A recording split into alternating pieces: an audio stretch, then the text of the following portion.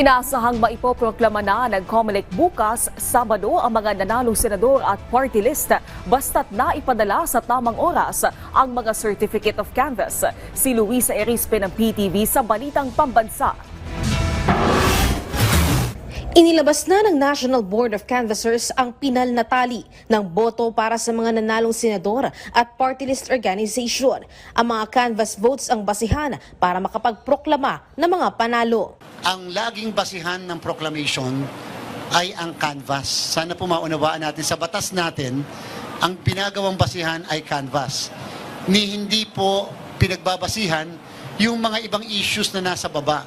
Base sa inalabas na National Certificate of Canvass para sa senatorial candidates, nangunguna pa rin si incumbent Senator Christopher Bongo. Sinundan siya ni Bam Aquino, Ronald Bato de la Rosa, Erwin Tulfo at Kiko Panghilinan. Pasok din sa Magic 12 sina Rodante Marcoleta, Ping Lacson, Vicente Soto, Pia Cayetano, Camille Villar, Lito Lapid at Amy Marcos. Nasa 13 to 15th rank naman si Ben Tulfo, Bong Revilla at Abby Binay.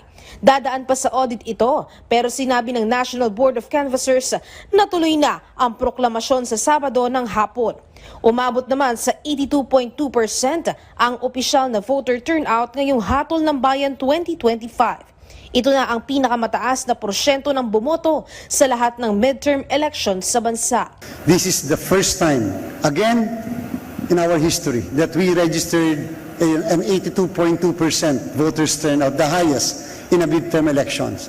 And surely, therefore, it only means to say that the Filipino people had trusted the entire process. They wanted to their votes be counted and their voice be heard. And that's very, very important on the part of the Commission on Election and on the part of the National Board of Canvassers. Nagpasalamat naman ang election lawyers sa naging maayos at mapagkakatiwalaang canvassing para sa halalan. Maraming na nagsasabi na may dagdag bawas, wala pong dagdag bawas na nangyari.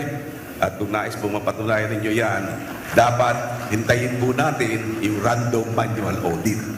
Yun siguro ang dapat nilang pakatandaan. But so far as election lawyers are concerned, we know that the voting went smoothly and that the canvassing has canvassed all the votes and not a single vote was missed and no single voter has been disenfranchised. Hindi pa naman sigurado kung makakapagproklama na rin sa linggong ito ng mga mananalong party list.